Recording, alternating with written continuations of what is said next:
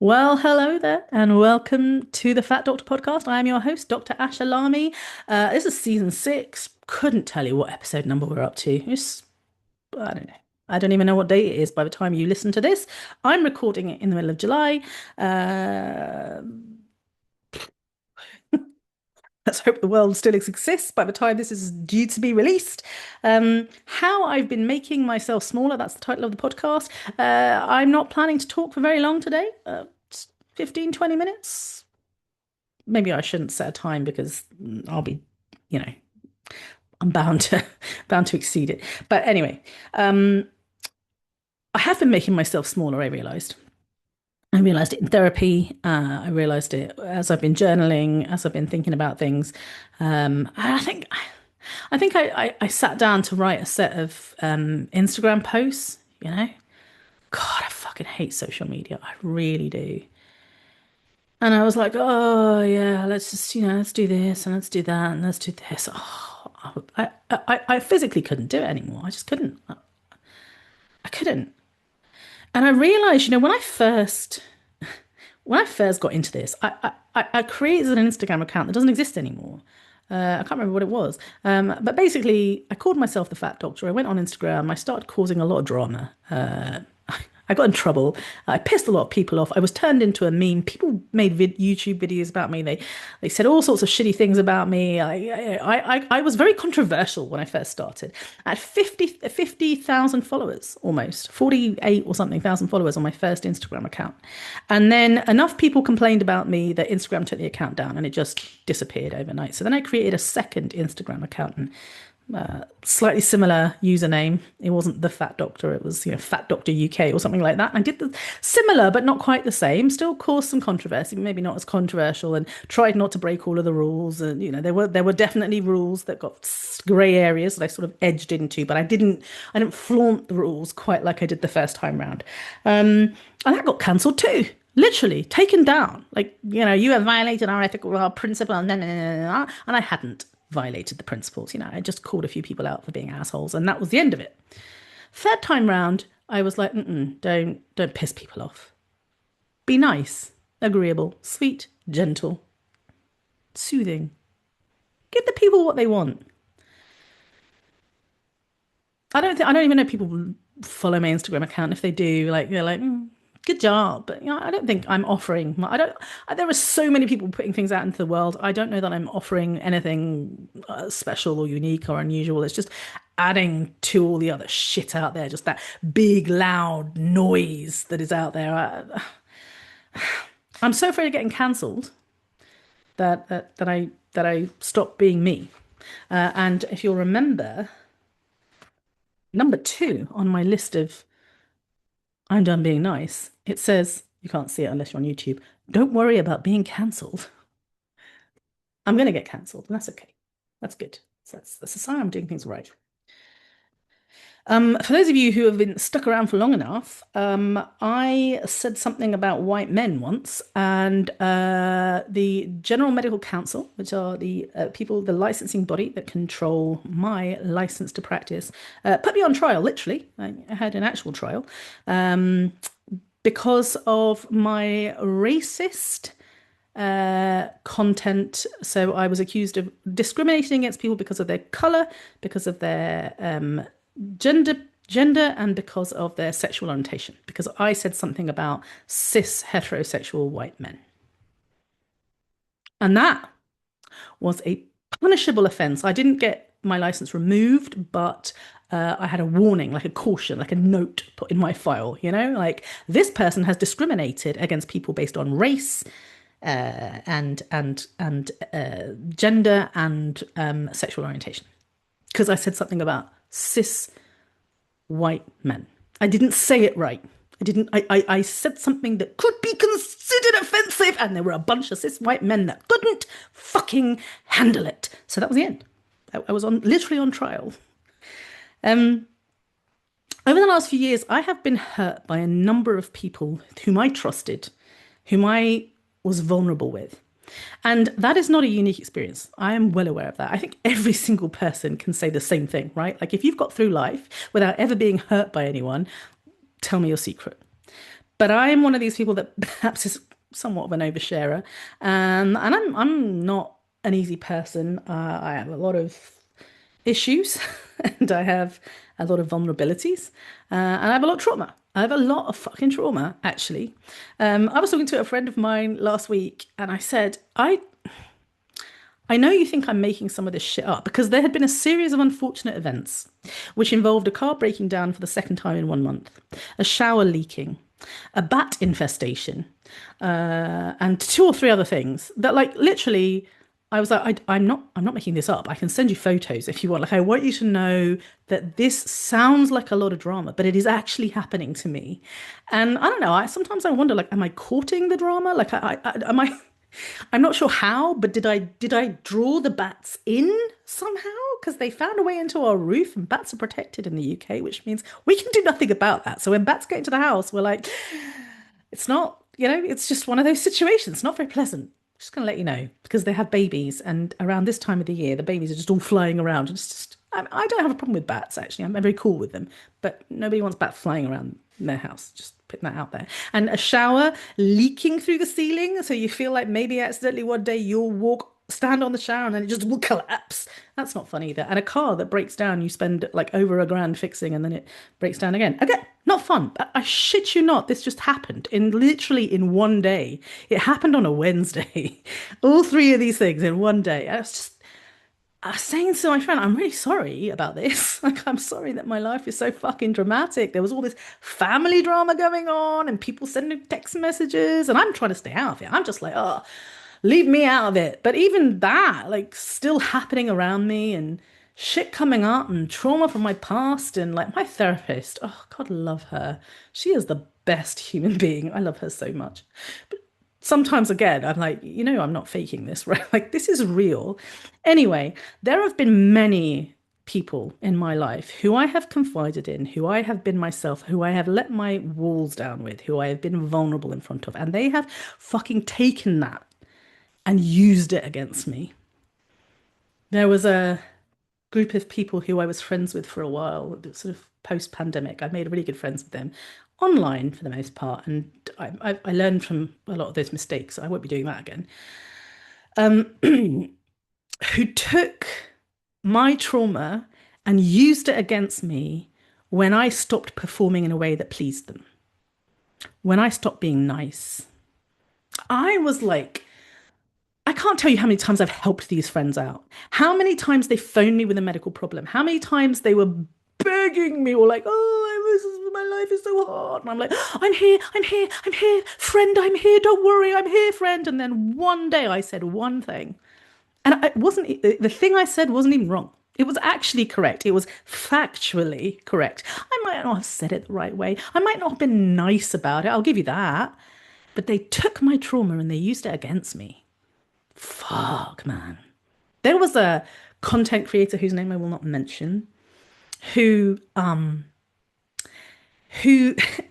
makes a real big point about the way that people exploit certain groups in society in order to make money. And I agree with her, by the way. She's correct. The problem is she exploits trans people. She, a cisgender person, exploits trans people to make money, and that's not great. Yeah, it's a bit of a fucking double standard. But I kind of really worshipped this woman. I thought she was so cool because she was one of the cool kids. I have always been drawn into the cool kids, especially the somewhat narcissistic ones, and that's because I have daddy issues. More on that, I think in the next episode even.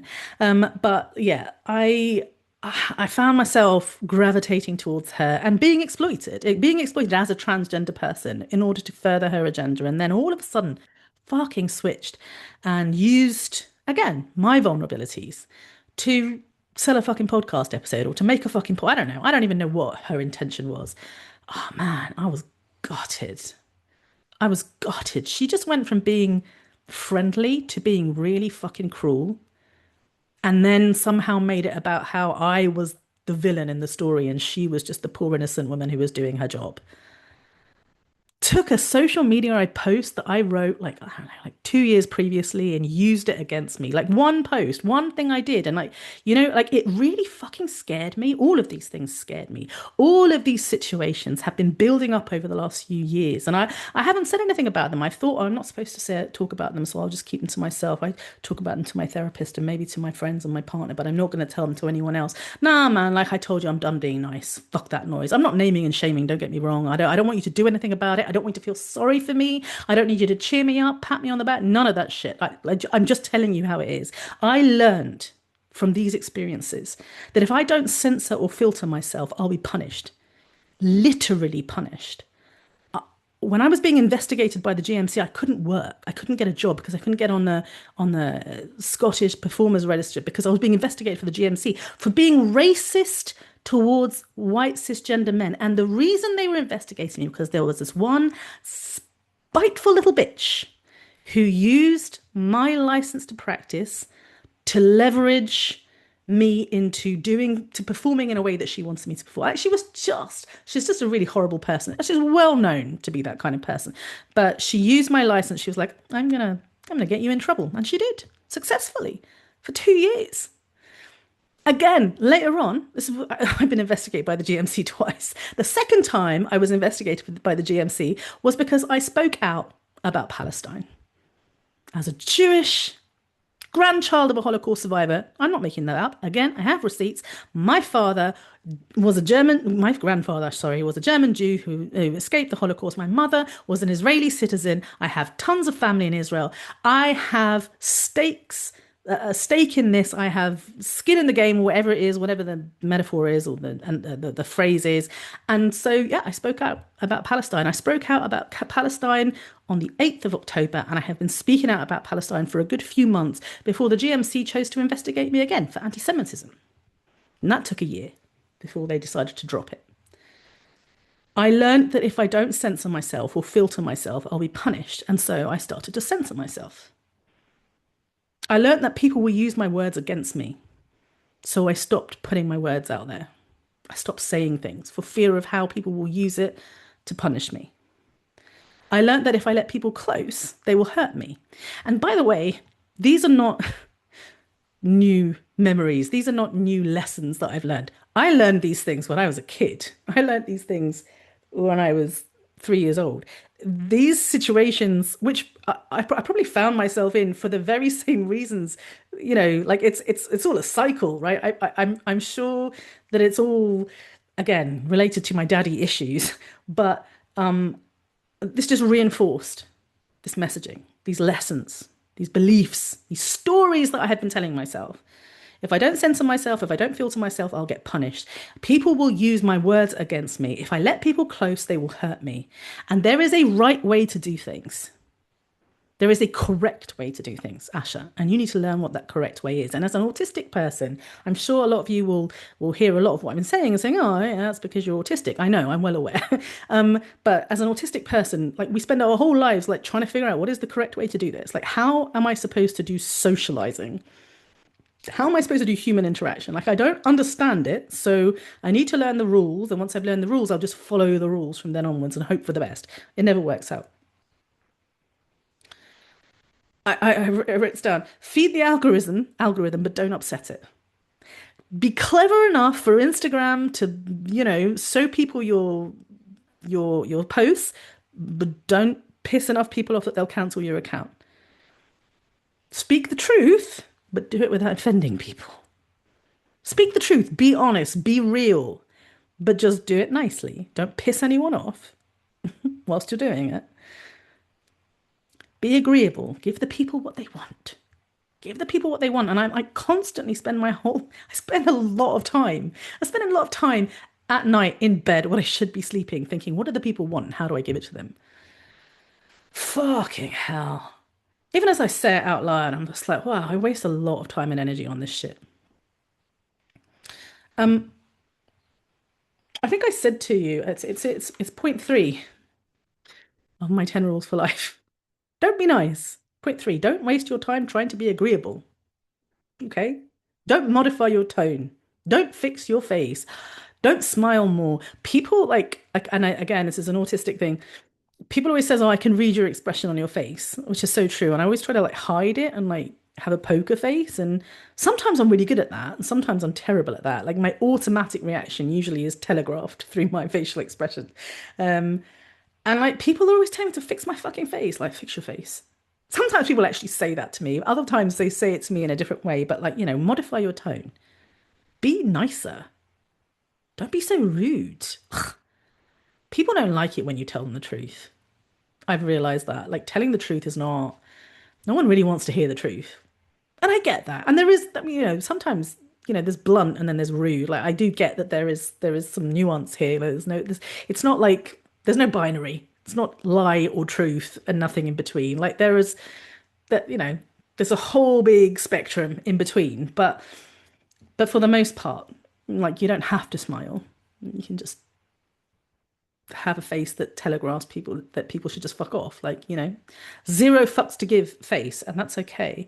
And I don't have to hold shit in for other people's benefit. I really don't. I'm not going to be starting fights because more often than not, when people are shitty to you, they're looking for a fight. They're spoiling for a fight, and I don't want to give them the fight. I'm used to giving them the fight. Like I'm like they want something. They want the fight, so I'm going to give it to them. I'm not doing that. Oh, I don't have time to fight anymore. It's exhausting. But I am going to stop trying to be nice. As I said, I'm going to take up more space. And if you were thinking, wow, Ashley, you already took up a lot of space, you ain't seen nothing yet, baby. Because I'm going to take up even more space. Yeah, I'm going to take up as much fucking space as I possibly can. Even if you don't like it, even if you're like, hey, whoa, that's my space. I don't care.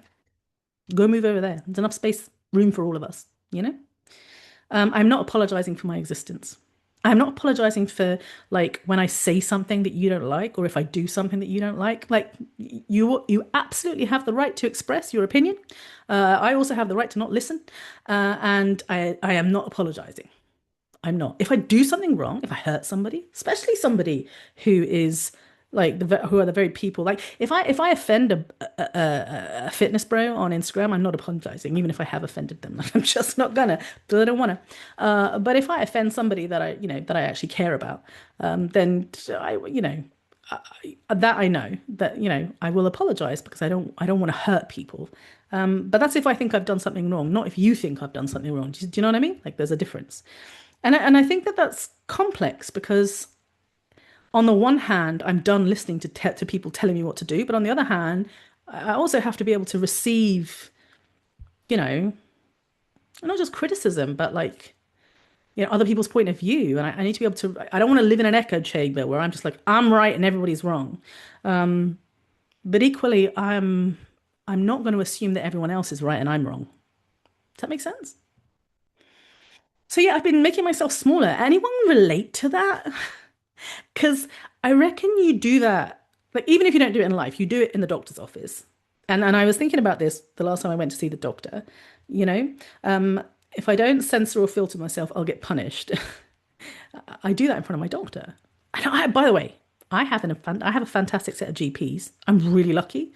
I realized this the other day. Holy shit. My GP practice is amazing. I'm not telling you where it is because I don't want any of you to register with it, but it's fucking amazing. It's so great. I have never had a bad experience with a GP at my practice, and I've been there for 3 years plus. They're great. So it's not them. It's not.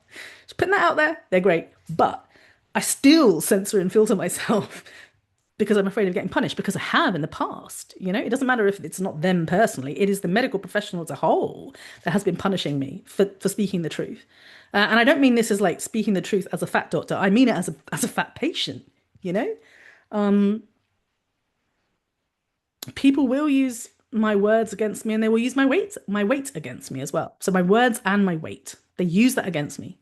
Whenever I do, whatever I say, they're always going to be like, well, if you weren't fat, if you weren't diabetic, because you're fat, like, if you exercise more and ate less or whatever it is, and they are always going to say that no matter what I do, no matter how nice I am, no matter how much I censor myself, no matter how little space I take up, no matter how many times I'm like, I'm so sorry, you doctor, amazing person, human being that is always right and I'm always wrong. I'm so sorry for being me and for existing and for sitting in your office and taking up your time. No matter how much I do that, they're still going to fucking hate me, or not hate me, but they're still going to punish me and blame my weight. So I'm just going to stop apologizing. And I need to learn to be like, no, I'm not doing that. And I'm not explaining why either. I just, no. It's hard, but I got to learn that. Apparently, there's a right way to do things, so I'm told. And there's a right way to do things in the doctor's office. In the appointment. From what I understand, the right way to do things as a patient is to listen to what your doctor says, to fawn at all times, be nice, kind, you know, make yourself small so the doctor feels big and like always agree and be agreeable and nice and pleasant and sweet and all of those things. Definitely don't be the opposite. Don't be disagreeable in any way. Make your doctor's life as easy as possible because they're very busy and important people. And you've come with more than one problem. Somebody told me the other day they went to see, I hope she doesn't mind me saying this, went to see a rheumatologist with pain in three different parts of their body, her body, and her rheumatologist, I shit you not, said pick one. This is a joint specialist whose job literally is to figure out if there is a medical condition that is causing her to have pain in multiple parts of her body. And the rheumatologist had the audacity to say, pick one. We can't do all three. Who do you think I am? I only have time for one. That is the reality we find ourselves in, right? So we're supposed to be small and polite and pleasant and agree with everything they say. Apparently, that's the right way to do things.